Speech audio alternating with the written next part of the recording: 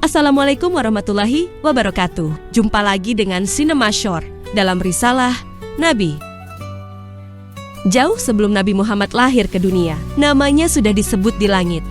Bukan oleh manusia, tapi oleh para nabi. Siapakah sosok ini? Sampai semua nabi diperintahkan untuk mengenalnya.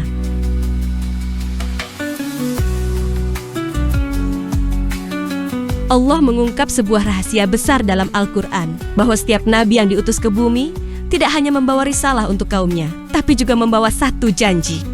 Janji itu bukan janji biasa.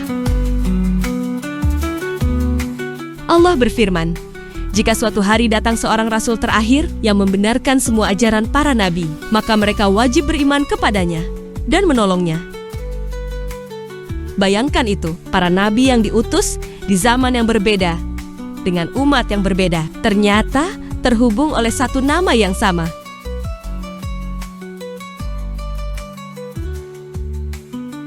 Kabar tentang beliau tidak hanya tersimpan, tapi juga disampaikan. Dari satu nabi ke nabi berikutnya, dari satu generasi ke generasi selanjutnya, hingga sampailah kabar itu kepada Nabi Isa alaihissalam, seorang nabi besar yang hidup jauh sebelum Nabi Muhammad. Di hadapan kaumnya, Nabi Isa alaihissalam berkata bahwa akan datang setelahnya seorang rasul yang namanya Ahmad. Ahmad yang berarti yang paling terpuji, sebuah nama yang kelak dikenal oleh seluruh dunia sebagai Nabi Muhammad. Ini bukan sekedar kabar. Dalam penjelasan para ulama, para nabi dan umat terdahulu bahkan telah diberi tanda-tanda tentang beliau, tentang akhlaknya, tentang sifatnya, tentang siapa dirinya. Begitu jelasnya, hingga mereka bisa mengenalinya, seperti mengenali anak mereka sendiri. Dan ketika akhirnya beliau diutus ke dunia, beliau tidak datang dengan perkataan manusia. Beliau datang membawa wahyu.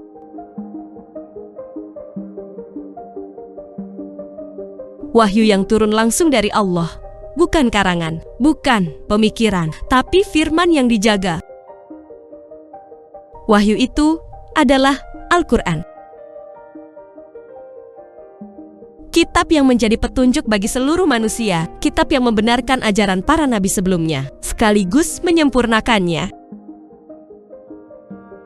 Seakan menjadi jawaban dari semua kabar yang telah disampaikan sejak zaman dahulu. Lalu tibalah satu peristiwa besar yang menjadi puncak dari semua ini. Sebuah perjalanan yang tidak dialami manusia biasa, peristiwa Isra Mi'raj. Dalam perjalanan itu, Nabi Muhammad diangkat menembus langit, melewati lapisan demi lapisan, hingga bertemu para nabi. Di langit pertama, Nabi Muhammad bertemu dengan Nabi Adam alaihissalam. Nabi Adam menyambut beliau sebagai anak yang saleh dan nabi yang saleh. Di sini Nabi Muhammad melihat ruh manusia, kanan dan kiri. Sebelah kanan, Nabi Adam, berisi ruh orang-orang yang beriman ahli surga. Ketika Nabi Adam melihat ke kanan, beliau tersenyum dan bahagia. Sebelah kiri, Nabi Adam, berisi ruh orang-orang yang tidak beriman ahli neraka. Ketika melihat ke kiri, beliau bersedih atau menangis. Di langit kedua, Nabi Muhammad bertemu dengan Nabi Isa dan Nabi Yahya. Mereka menyambut dengan penuh hormat dan mendoakan kebaikan. Di langit ketiga, Nabi Muhammad bertemu dengan Nabi Yusuf.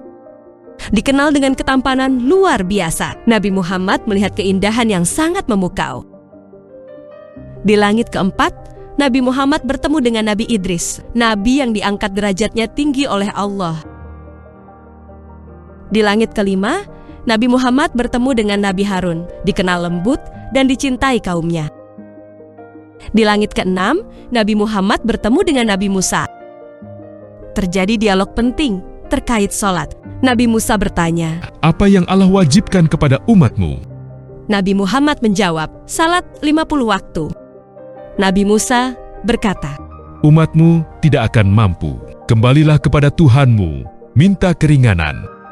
Terjadilah momen yang sangat menyentuh. Nabi Muhammad kembali kepada Allah, minta keringanan dikurangi, lalu kembali ke Nabi Musa.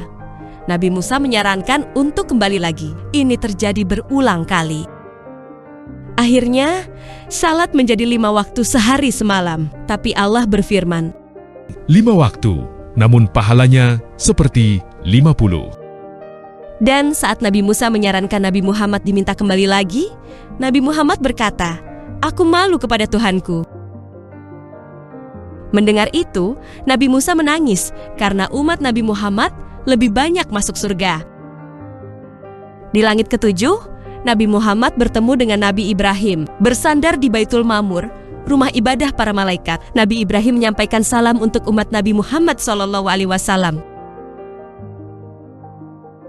Nabi Ibrahim adalah nabi yang sangat dimuliakan oleh Allah Subhanahu wa Ta'ala. Dan ketika dialog antara Nabi Muhammad dan Allah saat Isra Mi'raj, Allah mewajibkan sholat. Tapi tata cara dan bacaannya diajarkan kemudian oleh Nabi, termasuk salawat yang menyebut nama Nabi Ibrahim, memohon agar kemuliaan itu juga diberikan kepada Nabi Muhammad.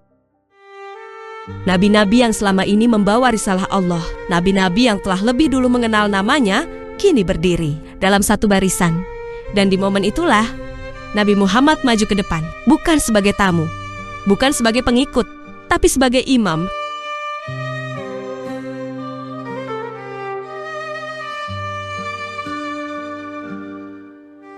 Dan satu persatu, para nabi itu berdiri di belakangnya menjadi makmum. Itu bukan sekedar pertemuan, itu adalah pengakuan bahwa risalah yang dibawa Nabi Muhammad adalah penyempurna dari semua risalah sebelumnya, bahwa beliau adalah penutup para nabi, dan bahwa semua nabi sejak awal telah mengenal, menanti, dan membenarkan kedatangannya. Maka ketika kita hari ini menyebut namanya, kita harus sadar bahwa nama itu bukan hanya dikenal di bumi, tapi telah disebut, dimuliakan, dan dijanjikan di langit, jauh sebelum kita mengenalnya. Dari langit pertama hingga ke Sidratul Muntaha, semua nabi telah mengenal dan menyambut Nabi Muhammad SAW. Bahkan sebelum langit diciptakan, sebelum bumi dihamparkan, disebutkan dalam sebagian riwayat bahwa Allah telah menciptakan cahaya beliau. Sebagai awal dari segala kisah, nama yang dulu hanya disebut dalam wahyu, hari ini menjadi nama yang paling dikenal di seluruh dunia. Disebut di setiap azan, di setiap syalat, dan di setiap doa. Bukan hanya namanya, tapi sunnahnya, akhlaknya, perjuangannya. Bahkan 1400 tahun yang lalu, Al-Quran sudah menyatakan sesuatu yang luar biasa. Telah dekat hari kiamat dan bulan pun terbelah. Quran Surah Al-Qamar 1. Peristiwa ini menjadi salah satu mukjizat dari Nabi Muhammad SAW yang disaksikan oleh kaum Quraisy saat itu. Para ulama seperti Ibnu Katsir menjelaskan, bulan benar-benar terbelah, lalu kembali seperti semula atas izin Allah. Hari ini, dalam ilmu astronomi, ilmuwan menemukan retakan panjang di permukaan bulan. Namun menurut NASA, itu hanyalah proses geologi alami, bukan bukti mukjizat. Disinilah perbedaannya. Sains mengamati apa yang bisa dilihat. Iman meyakini apa yang telah disampaikan. Bukan tentang bagaimana bulan itu terbelah, tapi bagaimana hati kita menanggapi kebenaran. Karena Nabi Muhammad SAW diutus sebagai cahaya yang menerangi seluruh alam.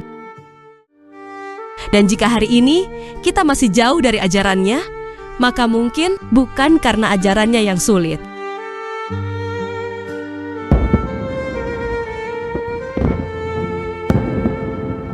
tapi karena hati kita yang belum benar-benar mencintainya.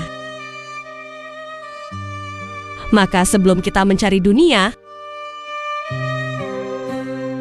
mari kita sama-sama belajar mengenal beliau lebih dekat, lebih dalam.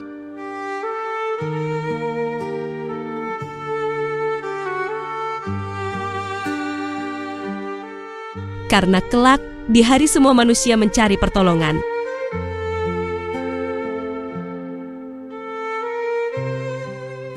Nama yang kita sebut hari ini adalah nama yang kita harapkan menjadi penolong kita.